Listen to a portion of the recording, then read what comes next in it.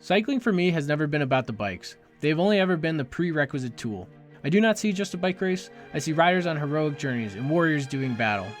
At one point, cycling was the most popular sport in Europe because newspapers told magnificent tales about epic races and crafted the great champions into legends. But with the advent of television, cycling lost some of its mystique, and that golden age of journalism and narration has perished. So now let us try to return some romance to the beautiful sport. Let us praise and give glory to phenomenal performances to be remembered for decades to come. Let us dwell on the moments that inspire and move us. Let us chronicle the rise and fall of heroes. Let us chart these life-changing journeys, these cycling odysseys.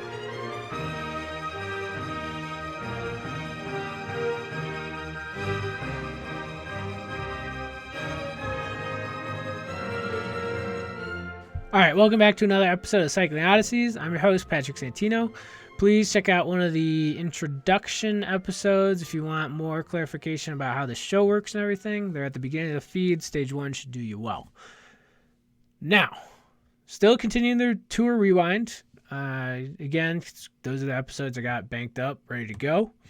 And yeah, this stage, you probably recognize which one it is from the title. Stage 9, so if you watch a lot of Grand Tours, you know, so long as it has 21 stages, Stage 9 is probably the last Sunday before the first rest day. So if the title doesn't help you and Stage 9 itself doesn't help you, as soon as I get going, you're going to remember this one because this was a classic. This was an absolute classic. One of the many great stages we were treated to this tour. Pretty amazing, pretty great. Controversial decisions made at the end, which add to the infamy. Great stage. So much going on early on too. So much to relate. It was pretty great, pretty fun. Especially you'll hear it in here, but I won't spoil actually saying it. But I love it that I had the chance to mention what Simon Gerrans brought up. I mean, I can't believe he really actually thought the title character was actually stuffing a certain thing down his jersey to keep himself warm. I mean, not to say it doesn't work. As I will say, I'm sure it still does work. Or yeah, I can't say I have any personal experience with it. I should try it one of these days. I'm gonna try it one of these days. But anyways, it's one of those old things that's like, it's out of date because of the technology, but it doesn't have to be. Whereas everything else is out of date because that's just bad science. That's bad. That's not how the human body works. But this one was great. So anyways, with that, I'm just going to jump in and I'll address some stuff afterwards.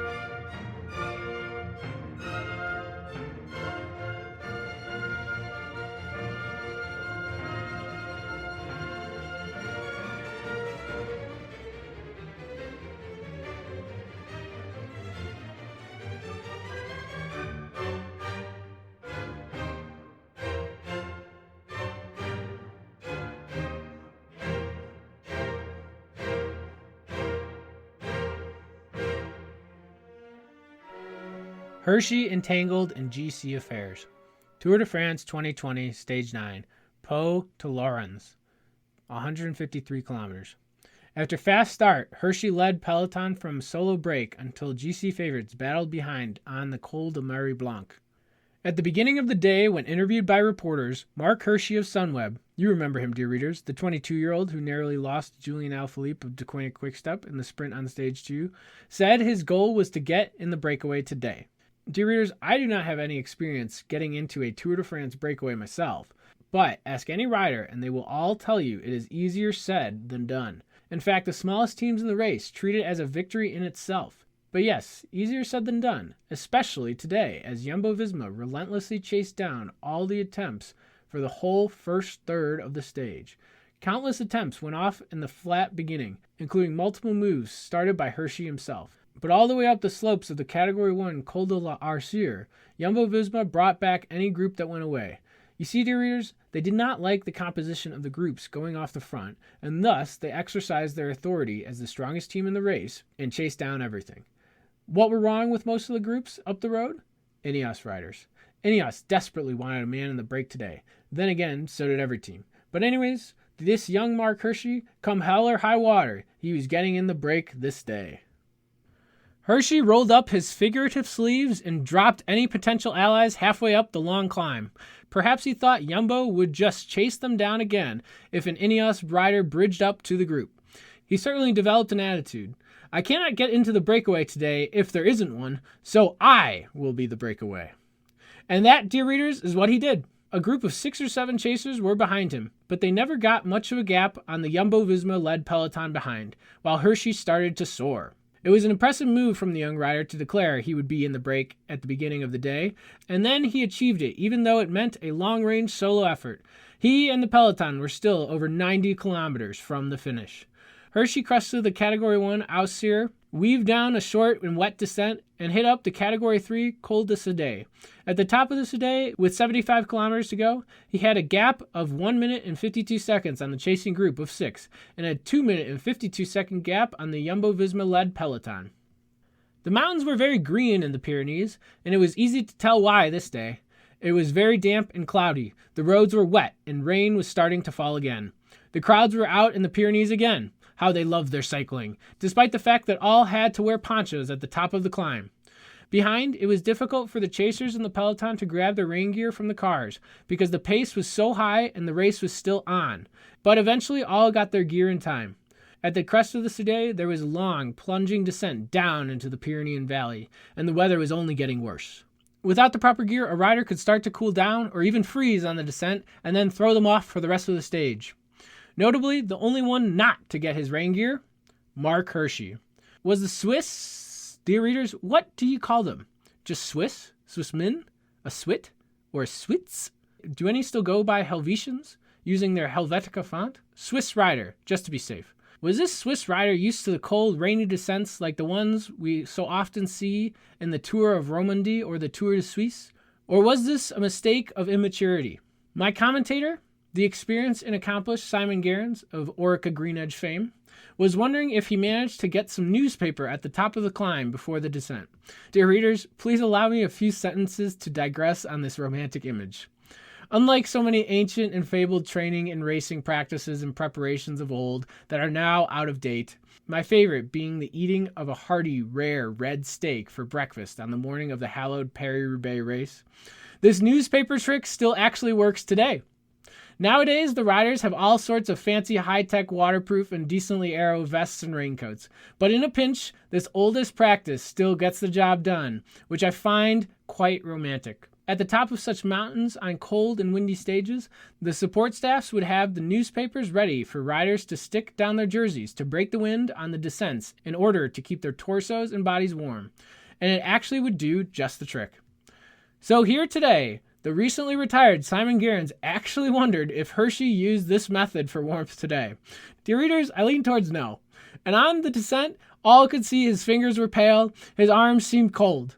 But he handled himself well. It was a fine lesson in descending for the amateurs watching at home, especially as visibility was precariously reduced by fog and rain. Whether the weather would come back to bite him remained to be seen. By the bottom of the climb, Hirschi had further lengthened his lead, 3:20 on the chasers, 4:22 on the peloton. Perhaps he needed to warm himself up, because he went straight to work in the flat valley. He then went into the best possible aero position he could achieve, forearms draped over the tops of the handlebars, hands holding his computer sticking out in front of him. From the camera following behind him, he looked to be on a time trial bike. His arms were curled in tight, his shoulders were well rounded, and his legs were massive pistons. Dear readers, I wonder if we were watching his compatriot Fabian Cancellara, Spartacus, returned from retirement. Funny I should mention him. What a transition I have made. Because it turns out our Mark Hirschi is not only a compatriot, but from the same city of Bern, and was a neighbor of the great Cancellara. In case you have come to cycling recently, dear readers, Cancellara, recently retired, is arguably the greatest Swiss cyclist of all time. Perhaps even better than the ancient great ones from the Golden Age, Freddy Kubler, Monsieur 100,000 volts, and Hugo Kublet, the definitive peddler du charme. The commentators all said Hirschi got Spartacus' autograph when he was 9 years old and was still keeping it safe today. Is this a modern version of the legendary Coppi-Girardengo relationship? Yes, Constanti Girardengo was 1920s and 30s cycling royalty. He was Italy's first Il Campionissimo, champion of champions. And Fausto Coppi, the most iconic cyclist that ever was or ever shall be, and Italy's definitive Il Campionissimo, would deliver milk by bicycle to his mansion when he was a boy and Giordano was at the peak of his powers. Surely such romantic legends must be real as we see their modern equivalents play out today. Did Cancellara ever take Hirschi under his wing to teach him to be such a Spartacus like himself? This Hirschi seems made of stern stuff, and surely all the veterans have a care for the young ones that will take their place when they grow old, especially the ones from the same backyard. And especially this Hirschi, such a promising talent. He can sprint with Alaphilippe, climb away from strong chasers in Jumbo-Visma. The ferocious weather hasn't fazed him in the slightest, and now he time trials without a time trial bicycle. Come on, Spartacus. Hell of the North specialist and 4 times the time trial world champion? Fabian, you must have a soft spot for such a young rider. Surely, wherever you were today, you were cheering him on. Hirschi looked good over the next Category 3 climb of the Col d'Écurie. Another descent and short valley ride, he reached the lower slopes of the final Category 1 climb of the Col de Mary Blanc. Behind, the chasers were caught, but Hirschi still had a 4-minute lead over the peloton. A sizable gap for how well he was riding. But how would the peloton play this climb? Would there be fireworks? Would Tadej Pogačar of UAE attack again? He still needs more time. When would he attack? Of course, too, at the top of the climb, 8, 5, and 2-second time bonuses were available for first, second, and third over the top. And from there, it was less than 20 kilometers with only a descent and a flat run into the finish. Yes, there was no doubt the GC men were interested in the bonus seconds at the top. And from there, the ones at the finish line, 10, 6, and 4 seconds for first, second, and third, respectively. By the time the peloton reached the bottom of the climb, Hirschi's gap was only 3:24, and Jumbo-Visma were driving it on the front. Robert Gesink of Jumbo-Visma swung off, job done. And the too familiar Wout van Aert of Jumbo-Visma took over the pacing duties again. Surely the other riders now cringed to see him on the front. Wout rode like a madman and totally emptied the tank once again, shelling many out the back. Already suffering was Emmanuel Buchmann of Bora Hansgrohe, his second bad day in a row. Something must be off with this man who finished 4th at the Tour last year. To the front came the American, Sepp Kuss, with George Bennett, Tom Dumoulin, and Primož Roglic, all of Jumbo-Visma, all still waiting in the wings. Behind Roglic, the other favorites were lined up. Adam Yates of Mitchelton Scott in yellow, Tadej Pogačar, Mikel Landa of Bahrain McLaren, Nairo Quintana of Arkea Samsic, Superman Lopez of Astana, Egan Bernal in the white jersey of Best Young Rider with his Ineos Grenadiers lieutenants. Behind them, the Trek Segafredo duo of Richie Porte and Baki Mollema. And behind them, Rigoberto Urán and his EF Colombian compatriots. Yes, on the last climb before the rest day, there would be fireworks, and Hirschi's lead was evaporating. With 20 kilometers to go, Pogačar launched an attack on the steepest gradients of the climb, 12 to 13%. Soon, Dumoulin was finished and Roglic was on his own. Bernal in white was feeling better today and launched multiple attacks and covered many of Pogačar's. But Pogačar also covered his or returned fire. The two youngsters, the stars for the next decade to come, were equal matches for each other today. Meanwhile, Roglic and Landa were able to cover all of their attacks as well. Richie Porte looked better than he has in years and just held on to them, but only just. A hierarchy for the day was being established because 10 or 15 seconds behind, Bardet, Quintana, Guillaume Martin of Cofidis, Urán, and Mollema had formed a chasing score. A score or seconds of more behind them, Adam Yates rode with Valverde and Mas, both of Movistar, Superman, and Caruso of Bahrain McLaren. Meanwhile, our soloist, Hirschi, finally reached 1 kilometer from the top of the climb. But Bernal's white jersey chasing group was now only some 48 seconds behind. On the front of the white jersey group rode Primož Roglic, keeping tempo. If these gaps held, he would be in yellow heading into the rest day. His pace was too much for Porte, who drifted into the chasing group. As Hirschi was only a couple of 100 meters from the top of the climb, his gap to Roglic and the white jersey continued to shrink extremely rapidly. Would he be caught? No. Mark Hirschi went over the top alone, but only 16 seconds later, Roglic came across the line just ahead of Pogačar to take the 5 seconds available. Roglic was now already provisionally in yellow, regardless of the time gap to Yates, and despite Pogačar almost colliding with him in the sprint.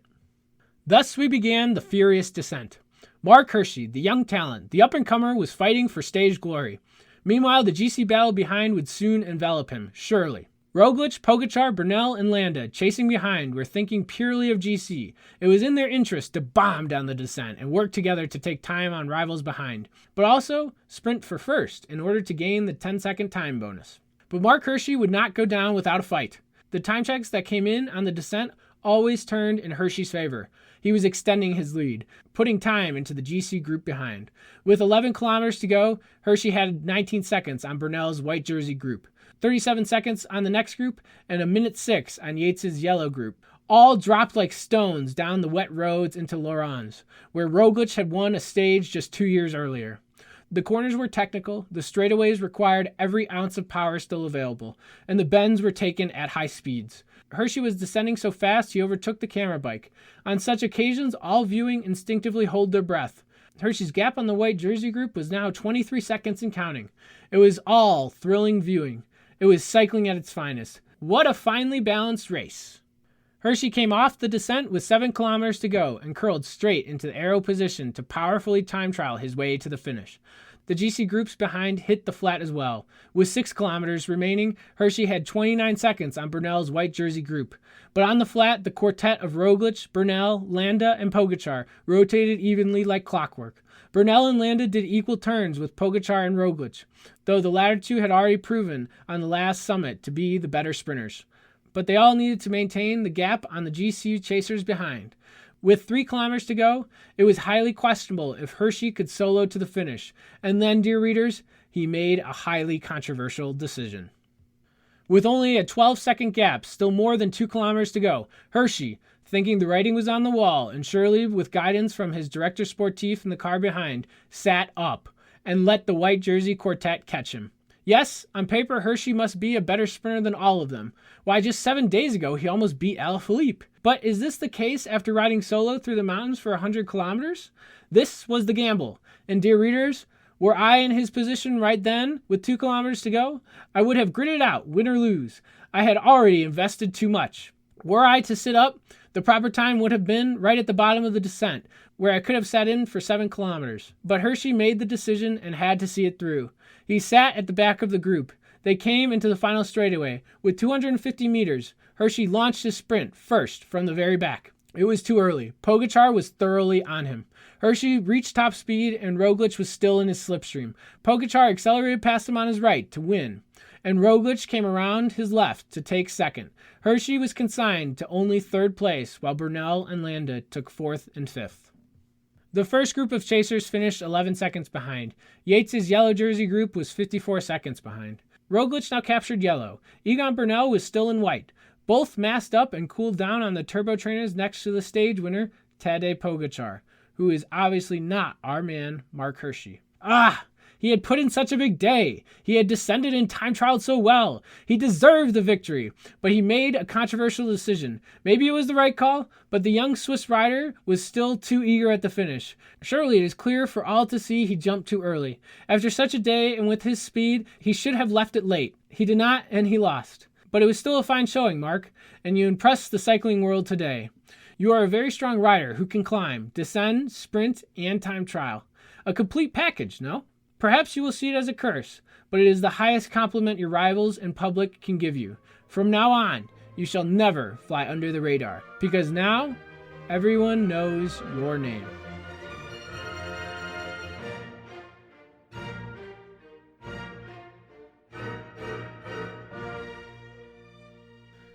All right, so that was the epic Mark Hirschi loss when, everybody was absolutely became a Hirschi fan. Everybody was rooting for him to finish that job off, but he sat up in the last 2K, and honestly, I think that was totally the wrong call. I wasn't as sad when he lost because he did that. If he was going to sit up, he should have done it right at the bottom at the 7K to go and just sat in the whole time because he obviously could have. And then he could have tried to win the sprint. You just 2K to go, 12 seconds or something. I mean, you got to just grind it out. Come on, dude. You cannot sit up. I know you're Mark Hirschi. We all know who you are now. But, I mean, come on, dude. But anyways, compelling stage. If it's not, I probably should have mentioned it yesterday because I think I talked him up yesterday. If it hasn't been clear, this whole, especially you'll see it more in the second week too, this whole race, I'm under the impression that Burnell's totally got this. Because he was actually my pick. Because I don't know. I had confidence in Sky / Ineos because I mean they've been so dominant for the past couple of years. It's like, all right, Egan Bernal. Plus he's a tank. He won last year. He's apparently the ride of the future. But obviously, we all know the story. I'm wrong. So yeah, kind of funny. Anyways, what I was referring to, the Simon Gerrans with the newspaper, gosh, that's so hilarious. I'm so glad he brought that up. That was so awesome. Like, there's no way the Hirschi got newspaper at any point to put down his jersey there. And they do have all the nice aero jackets and waterproof, windproof jackets, whatever that means. Windproof. I don't think that's actually a thing. But yeah, it was a great stage. That was fun to bring up. I love that, he got Fabian Cancellara's autograph when he was a youngster. That's pretty cool. That really, is it a stretch to say it's like copy Giordano? Sure, because maybe, well, actually, I'm not going to say what I'm going to say. Anyways, no, it's really not. It's in that same level or close to it. It's pretty cool. I hope, it'd be even cooler if it's revealed like Spartacus, taught him how to descend. That'd be sick. I don't know. This is great stage. It was really getting the tour off right, and the tour, I mean, yeah, we all know what happens. It was a great tour. So yeah, with that, I think we could call it here. CyclingOdysseys@gmail.com to send me an email. Cycling Odysseys on Twitter. CyclingOdysseys.com to read the blog post. Subscribe, leave a 5-star review, and yeah, with that, thanks for listening, everybody, and vive le cyclisme.